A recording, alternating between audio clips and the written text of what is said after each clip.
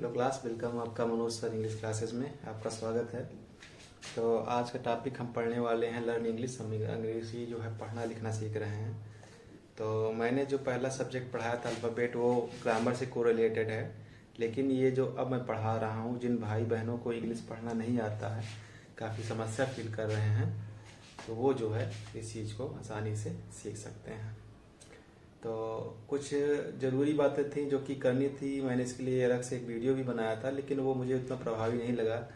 तो मैं बताने वाला था कि अभी जो है जो कक्षा 6 के चैप्टर नंबर 4, 5, 6 ये जो लेसन लॉन्च होने हैं, ये इसलिए नहीं लॉन्च हो रहे हैं क्योंकि ये पेड वीडियो पे हैं। तो पेड वीडियो मैं अपलोड तो कर दूंगा, लेकिन वो प्राइवेट रहेगा। और सबसे बड़ी इन्फॉर्मेशन है आपके लिए, खुशखबरी है कि अगर आपके छोटे भाई बहन कक्षा 6 से लेकर 12 या BA MA भी कर रहे हैं, तो वो अगर हमारे चैनल को 29 मार्च से पहले पहले सब्सक्राइब कर लेंगे। और हमारा एक चैनल है, टेलीग्राम चैनल है मनोज सर इंग्लिश क्लासेस, उसमें ज्वाइन करके वो अपना नाम, अपना जो है किस कक्षा में पढ़ते हैं, माता का नाम, पिता का नाम और अपना मोबाइल नंबर, ये सब डाल के अगर हमको दे देंगे तो हम समझ जाएंगे कि वो पढ़ने वाले स्टूडेंट हैं। तो उन स्टूडेंट का नाम हमारे रजिस्टर में रहेगा 29 मार्च के पहले वाले। तो इनको कोई भी फीस नहीं देनी पड़ेगी। वैसे फीस हमारी बहुत सस्ती है, लेकिन फिर भी अगर आपको जो है इस मतलब कि ऑफ़र का फ़ायदा उठाना है, तो आप इस ऑफ़र का फ़ायदा उठा सकते हैं और 35 रुपये देने से बच सकते हैं। एक महीने की फ़ीस मात्र 35 रुपये है। वैसे भी मैं बताऊं आपको, जो कक्षा 6, 7, 8 का कोर्स है, ये मात्र 3 से 4 महीने में ख़त्म हो जाएगा। बहुत ज़्यादा आपको एक्सपेंस नहीं करना पड़ेगा, खासकर रीडर के लिए। ग्रामर में थोड़ा जो है पोर्शन लेंदी होता है, तो वो काफ़ी लंबे समय तक चलता है। और मैंने प्रॉमिस भी कर रखा है आप लोगों को कि अगर आपकी इंग्लिश कमज़ोर है तो उसको मैं सही कराऊंगा। तो मैं उसी प्रयास में लगा हूँ। तो कुछ इंपॉर्टेंट जो बातें थी आपके लिए, सबसे बड़ी बात यही थी कि अगर आप हमारा चैनल 29 मार्च से पहले जो है सब्सक्राइब कर लेते हैं, तो आपको कोई भी फीस नहीं देनी है। और आप अपना नाम, माता का नाम, पिता का नाम, मोबाइल नंबर, व्हाट्सएप और मतलब जो भी आपके पास हो डिटेल अपना, सब आप हमारे इसी चैनल पे मनोज सर इंग्लिश क्लासेस पे भेज दीजिएगा। और जिन बच्चों को जो है पेटीएम वगैरह करना है या जो बैलेंस वाला है, उसके लिए मैंने ये पेटीएम नंबर डाल रखा है और गूगल पे नंबर भी डाल रखा है। तो इस पर आप पेमेंट कर सकते हैं और अपना पेमेंट करने के बाद अपना जो है, या उसमें नोट में लिख दें अपना नाम कि मेरा नाम ये है। तो इससे ये होगा कि कंफर्म हो जाए कि आपने फीस पेमेंट कर दिया है। तो चलिए शुरू करते हैं। जो मेन बातें थी वो हो गई हैं, आगे बढ़ते हैं। आप अपने कुछ चैप्टर वाले उस पे पोर्शन पे आ जाते हैं, बात करते हैं आपसे। तो चलिए आप, आई होप जो मैंने पहले बताया इन्फॉर्मेशन उसका आपने स्क्रीनशॉट ले लिया होगा। तो मैं जो है अभी इंग्लिश सिखाने का काम कर रहा हूँ, तो आज उसका दूसरा दिन है। तो ये मैं कोशिश करूँगा कि जब भी आपके उस पर मैटर ना पड़े तो ये चीज़ मैं आपको सिखा दूँ। तो इसके लिए आपको कंटिन्यू रहना पड़ेगा और आपको ही ध्यान देना है कब आना है। और जो भी मैं लिख रहा हूँ आप इसका स्क्रीनशॉट ले सकते हैं और अपने कॉपी में बाद में उसको आपको लिखना भी है। ये काम आपको करना है। तो लर्न इंग्लिश, अंग्रेजी सीखिए, एज नो मैटर। एज का कोई मतलब नहीं है। अंग्रेजी आप चाहे 50 साल के हों, चाहे 60 साल के हों, अगर आप सीखना चाहेंगे तो सीख जाएंगे। तो मैं जो हिंदी के अक्षर हैं जिनसे इंग्लिश बनाया जाता है, उसको मैं सिखा रहा हूँ। तो इंग्लिश की पकड़ स्ट्रांग करने के लिए मैं एक छोटा सा प्रयास कर रहा हूँ। आई होप आप लोगों को काफ़ी अच्छा लगेगा। तो चलिए मैं दिखा देता हूँ आपको। जो हिंदी का स्वर है, हमने बताया था ना अंग्रेजी में A E I O U मिलेगा, इसमें उसके अलावा कुछ नहीं दिखाई देगा। देख लीजिए A E I O U। तो इंग्लिश का स्वर क्या है? A E I O U है। और जो हिंदी का स्वर है वो है A, I, E, I, O, U, A, E, I, O, औ, अन, अहा। ठीक, यहाँ पे जो है ये उसको बनाने के लिए यन लगा है। इसके लिए मत सोचिएगा कि ये एक्चुअली हिंदी का स्वर लिखा है, तो इसके लिए एन जो है लगेगा तभी अन बनेगा, और एच आएगा तभी आहा बनेगा, है ना। और ये भी देखा जाए तो आ का ही स्वरूप है। आ का में अन लगा हुआ है, अन की बिंदी लग गई है, और आहा में ये लग गया है पीछे। ठीक, तो ये जो है इसकी इंग्लिश है जो कि मैंने लिख रखी है छोटा आ का ए, बड़ा आ का ए, छोटी ई का आई, बड़ी ई का डबल ई, छोटा ओ का यू, बड़ा ओ का डबल ओ, ए का ई, आई का ए आई, ओ का ओ, औ का ओ यू और अन का ए एन, आहा का ए एच। तो आप इसका स्क्रीनशॉट ले लीजिए और इसको जो है अपनी कॉपी में उतार लीजिएगा। चलिए अब इसके बाद हम लोग जो है हिंदी के कॉन्सोनेंट पर आएंगे। मतलब अभी तक अब हिंदी के स्वर को जो है इंग्लिश में लिखा, अब हम हिंदी के कॉन्सोनेंट को जो है हिंदी में लिखेंगे। ठीक, चलिए शुरू करते हैं। तो चलिए मैं जो है जो हिंदी का व्यंजन है उसको भी मैंने क्रम से लिख दिया है और बाकी जो नहीं लिखा है उसको मैं इसको मिटाने के बाद लिखूंगा। तो आप लोग इस बार एक काम करिए, स्क्रीनशॉट ले लीजिए इसका। आई होप सभी ने स्क्रीनशॉट ले लिया होगा। तो इसको मैं कुछ क्लियर कर देता हूँ, कहीं कहीं पे जो है गड़बड़ हो जाता है। जैसे का के लिखा हुआ है और खा का के एच है, गा का जी है, घा का जी एच है, अंगा का यन है, चा का सी एच है, छा का सी एच एच है, जा का जे है और झा का जे एच है, इया का यन है, टा का टी है, ठा का टी एच है, डा का डी है, ढा का डी एच है, आड़ा का यन है, ता का टी है, था का टी एच है, दा का डी है, धा का डी एच है, ना का यन है, पा का पी है, फा का पी एच है, बा का बी है, भा का बी एच है। तो ये चीजें हो गई पाफा बा भा तक। उसके बाद हमको माँ से लिखना है, तो ऊपर वाली लाइन हम मिटा रहे हैं। ठीक है, बढ़ते चलते हैं धीरे धीरे और आपको बता दें कि हम किस लिए सीख रहे हैं, ताकि हम जो है अंग्रेजी पढ़ना लिखना तो सीख ही जाएं। ज़्यादा नहीं, कुछ समय का मेहनत लगेगा, लेकिन ये है कि आप सीख जाएंगे। तो चलिए शुरू करते हैं, इसको मिटा देते हैं।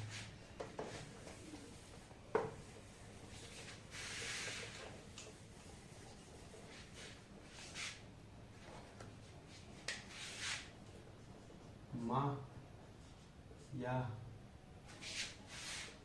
रा, ला, वा, शा, शा, सा, हा, छठ, त्रा और ज्ञा। अब इतने वर्ड बचे हैं, इनका जो है इंग्लिश बनाना है। तो चलिए शुरू करते हैं।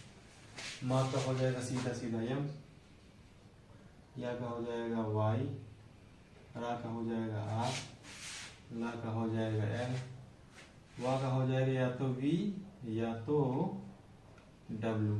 ठीक, सा का हो जाएगा एस एच, सा का हो जाएगा एस एच, उसके बाद इसका सिंगल एस, हा का हो जाएगा एच और छा का होता है के एस एच और त्रा का हो जाएगा टी आर और ज्ञा का हो जाएगा एन। ठीक, या फिर जी एन भी लिख सकते हैं। ठीक है, ज्ञा। तो ये रहा आपका जो है कॉन्सोनेंट वर्ड। तो ये नीचे वाला मिटा देते हैं ताकि स्क्रीनशॉट लेने पर कोई दिक्कत नहीं आएगी, है ना।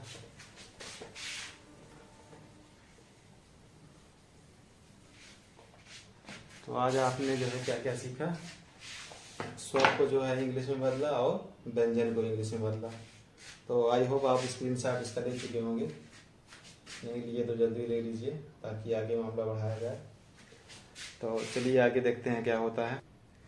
आई होप आप लोगों ने स्क्रीनशॉट ले ही लिया होगा। तो चलिए आगे काम बढ़ाते हैं अपना। तो आपको बता दें कि जैसे हिंदी में स्वर होता है तो स्वर की एक मात्रा होती है, तो हम हिंदी में मात्राएं लगाते हैं, लेकिन इंग्लिश में ऐसा नहीं होता है, हम कोई मात्रा नहीं लगाते हैं। अभी आपको दिखा देते हैं एग्जाम्पल में कैसे हम क्या कहना चाह रहे हैं। तो देखिए, जैसे हमें छोटा आ का मात्रा है, बड़ा आ का मात्रा हम जो है इससे स्पेसिफाई करते हैं। छोटी ई की मात्रा इससे भी लगाते हैं हिंदी में और बड़ी ई की मात्रा इससे लगाते हैं। छोटा ऊ का इससे, बड़ा ऊ का इससे, हाँ, ए का इससे, ए का इससे, इस प्रकार हम जो है हिंदी में मात्राओं का जो है प्रयोग करते हैं, लेकिन इंग्लिश में ऐसा नहीं होता है। इंग्लिश में ऐसा हम क्या करते हैं, इन मात्राओं की जगह, जैसे अब ये है, जैसे राम लिखेंगे तो इसमें ये जो मात्रा लगेगी बड़ा आ की, ये जो है मात्रा बना रही है हिंदी में। लेकिन इंग्लिश में अगर हमको राम लिखना है तो क्या करेंगे, क्योंकि हमको पता है कि इसका स्वर क्या है इंग्लिश का, ए ई आई ओ और यू, है ना। तो जैसे ये जो ये आ की मात्रा है, इसकी जगह हम क्या लगा देंगे, ए लगा देंगे, तो क्या हो जाएगा, राम। मतलब इंग्लिश में जो है मात्रा नहीं होती है, बल्कि उसके व्यंजन के आगे स्वर लगा दिया जाता है, तो वही मात्रा का काम करता है। इसी प्रकार एक और देख लेते हैं, कोई वो जैसे सीता है, ठीक, तो सीता में आप देख रहे हैं ये मात्रा बड़ी ई की लगी हुई है ना। और वहां पे हम लोगों ने मात्रा देखा था, तो उसमें ई, बड़ी ई की जगह जो है डबल ई हो गया था, है ना। तो इसमें लेकिन जो है कहीं कहीं अपवाद है, इंग्लिश ऐसा सब्जेक्ट है कि इसमें अपवादों का ही पूरा खेल है। तो जैसे छोटी ई के लिए जो है आई, बड़ी ई के लिए डबल ई था ना, ऐसा ही था।